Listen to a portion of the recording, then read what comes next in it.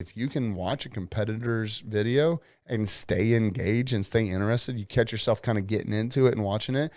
I want you to go back and rewatch it and take notes of the points that they made that made you want to hear what was at the end of the video. What's up, guys? Welcome to the Return on Investment MF channel. It's your host, Zack ROI Williams. And this is the information your haters don't want you to hear about. Becoming the most badass version of yourself in business.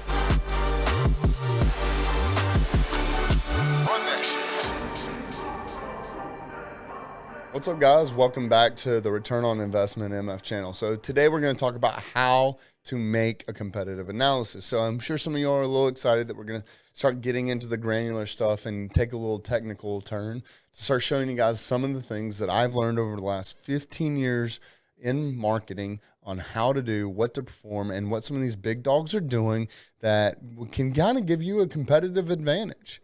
So the first things we're going to do and why it's important to create a competitive analysis is to be able to take a deep dive look into what some of your competitors are doing. We break down your competitors into two different categories, your global competitors and your direct competitors.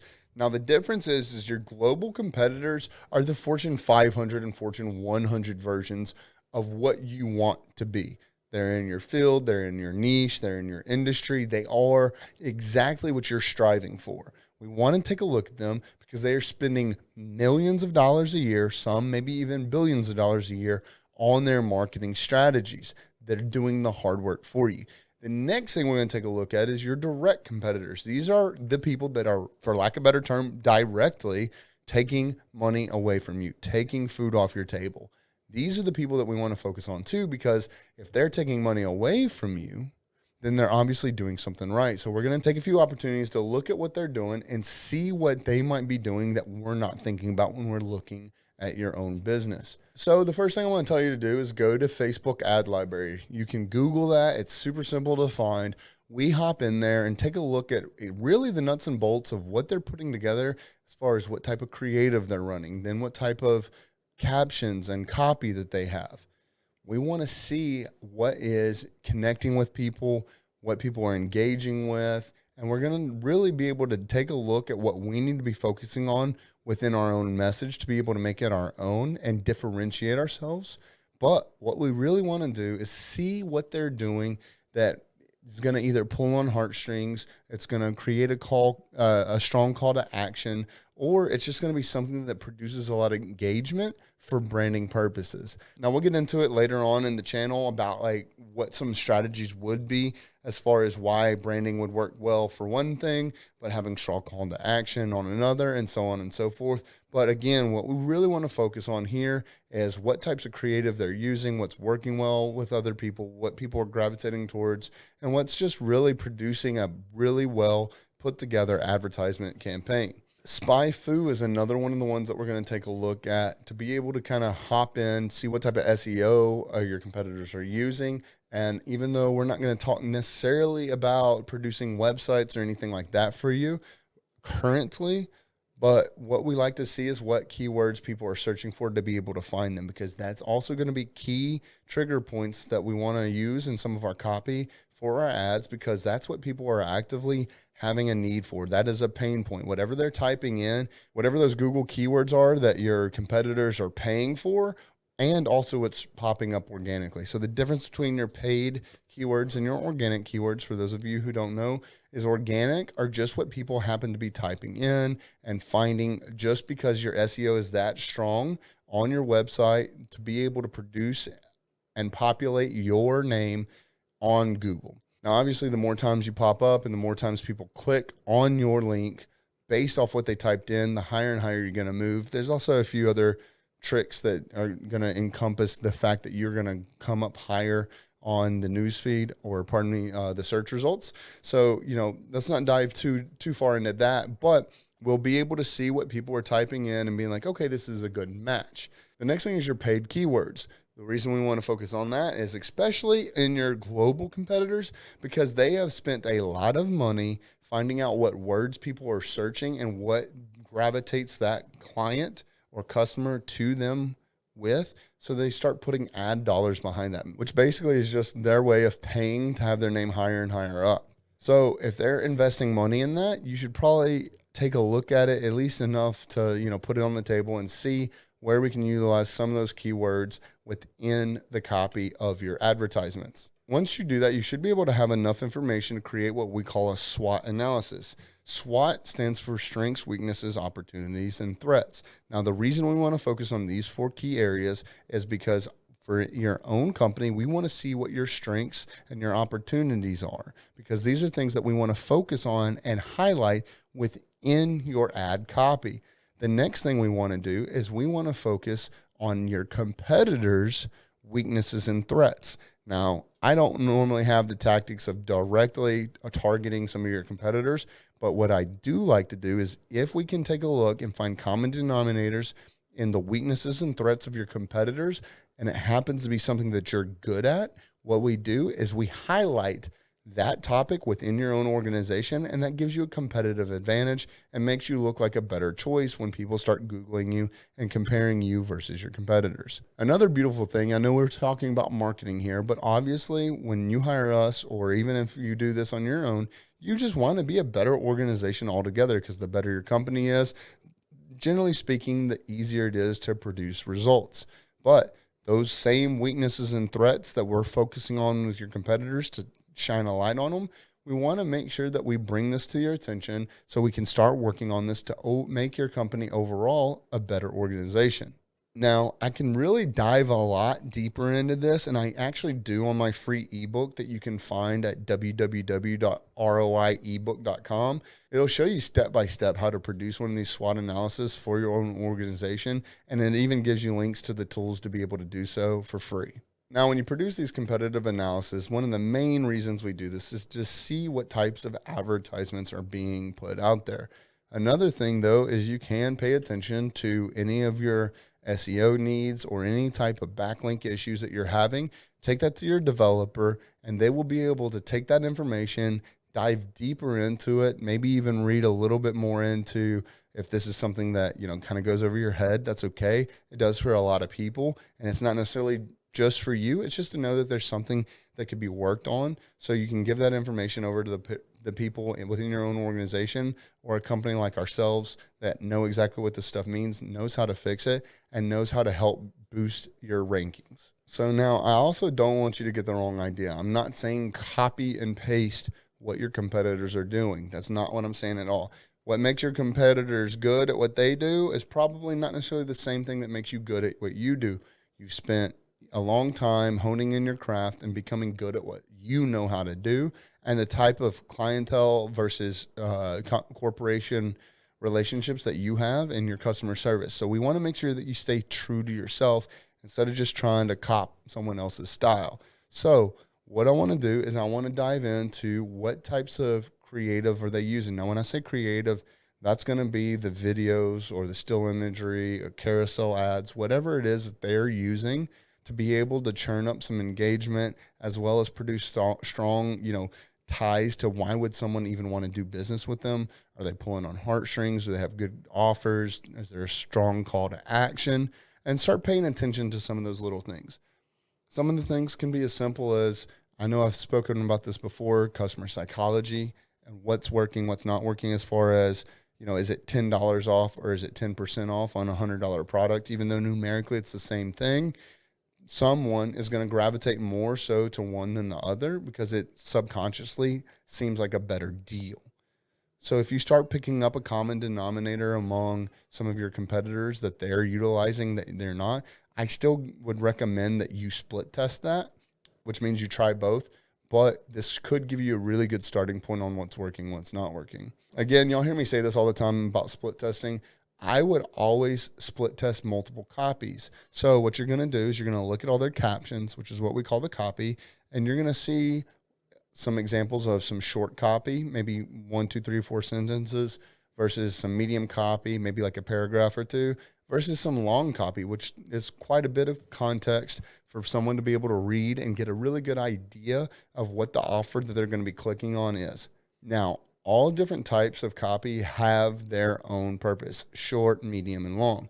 It's up to you to figure that out. So if your competitors can kind of give you shine a little light on that for you, now it's going to save you time. It's going to save you money. Again, I always let the analytics tell me everything.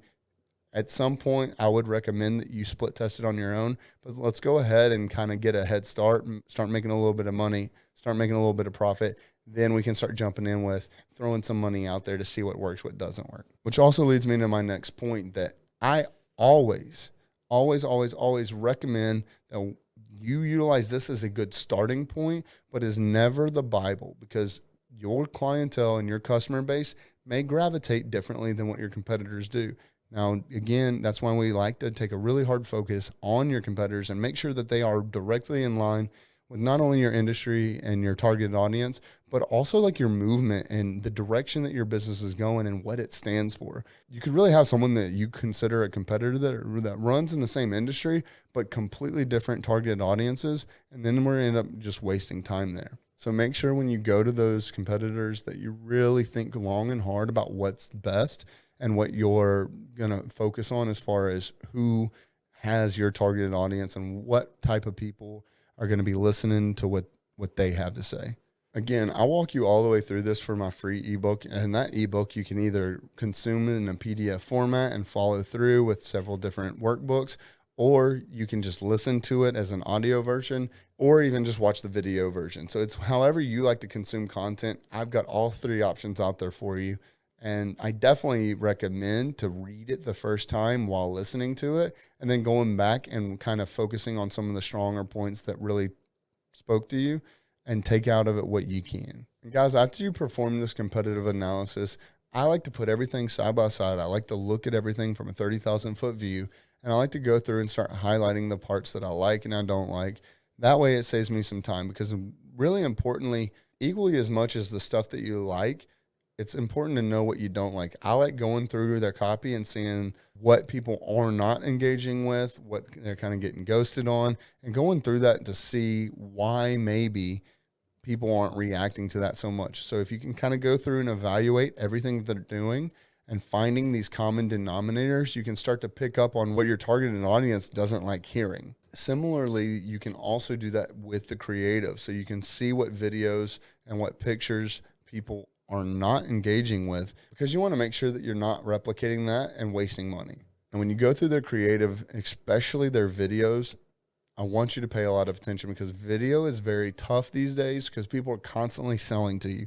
So I want you to focus on how and why they get that hook in, which captures your attention immediately, and how they're able to maintain your focus and actually control you through the entire process with subconscious words, whether it be, the type of wording or the quick movements that's on the video that keeps your eyes entertained, whether it's simple sounds in the background that emphasize particular movements, or even, again, words that are being said that keep your ears' attention. There's so much that goes into the actual strategy and the psychology behind what you're actually seeing. So when you do that, I want you to pay a lot of attention and see where you maybe start to drift, and try and focus not on doing that, but also see what they do well. The best thing is if you can watch a competitor's video and stay engaged and stay interested, you catch yourself kind of getting into it and watching it. I want you to go back and rewatch it and take notes of the points that they made that made you want to hear what was at the end of the video, or made you want to click through to be able to submit a lead, or made you want to go to their website and submit your information for a follow-up. Another big thing that I like doing, even though we're talking about competitive analysis here, I kind of branched a little bit away about, customer psychology. I know I didn't mention it and say this was customer psychology, but I did speak a little bit about the actual fundamentals of the psychology in a purchasing process. So as a sidebar of this and what you're doing with your competitors, you yourself are also a consumer. So when you buy things online, especially if it's from a Facebook ad, just like what I was talking about dissecting your competitors' videos to see where the hook was, to see what keeps your attention, to see what keeps you hype and mood, is it the sound, just like in a casino when it's all the, the loud dinging noises and the bells, and even so far down to the air that they pump in there and the colors of the carpet and everything that gets you excited. It's all subconscious triggers. These videos and these graphics have those same things. It's up to you to find those and differentiate what is a mental trigger and what's not. So when you actually complete a purchase, again, especially if it's on a Facebook ad or Instagram ad or any type of social ad, you're watching YouTube, whatever, A, what got your attention? B, what kept your attention?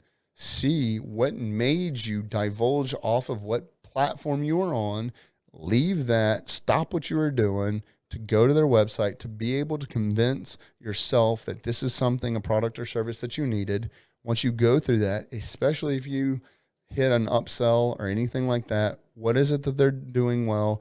What is it that you could, probably improve on? And how do these all come together to form one package that takes a customer from a cold lead or a warm lead to a paying client? So definitely focus on that. Again, if you catch yourself buying anything off of an advertisement that you saw, what was it that stopped you? What was it that convinced you? And so on and so forth. So just to recap, I want you to focus on creating a competitive analysis first, because this is going to help you write all the advertisement copy for your ads and even for social posts. You can use this again, and the creative, which is your graphics, your videos, you name it, but also giving you an idea of how to track the customer journey, what points make sense, what points don't, and really start applying this to what you're posting and to the advertisements that you're running. There's a free resource out there at www.roiebook.com. It's going to walk you through this entire marketing process. It'll even give you a few of the tools to use, as well as it's a pretty in-depth explanation of being able to take your company and start that process to start running advertisements and producing really good marketing strategies. So I hope this helps. I hope this shows you a little bit more about how to do a competitive analysis, and not even how to do it, but the importance of it. I can tell you guys, like I said, we're about to start getting into some of the fundamentals here and actually doing some of these marketing processes and even just business processes. And I can talk about it till I'm blue in the face, but it's up to you to do it. So I gave you a free resource, www.roiebook.com. Go and download it, download the worksheets, take a look at it, get a better idea of what a SWOT analysis is and a competitive analysis. Go and do that for yourself. Do that for your businesses so you can really see where there's some area of improvement within your own organization, as well as take the information from your competitors that they've already spent hundreds of thousands of dollars, if not millions or billions of dollars, in creating and finding out what works. Let them have done the legwork. Let them show you not only what they learned that worked well, but what didn't work. You'll be able to start seeing some common denominators if you really focus on it and really pay attention. So I hope this helps. I hope you go out there and create a competitive analysis, create a SWOT analysis on yourself and your competitors so you can really get a good foundation and sit down and start putting out good marketing strategies based off the information that you got. All right, guys, my name is Zack Williams. This is Return on Investment MF channel, and I hope you got something out of this. Share it with a friend. All right, guys, thank you so much for watching this video. If you got anything out of it, but are still kind of curious on where to start, please check out my free ebook, roiebook.com. It will take you from exactly where you're at right now and give you some of the answers you're looking for. Check you out on the next video.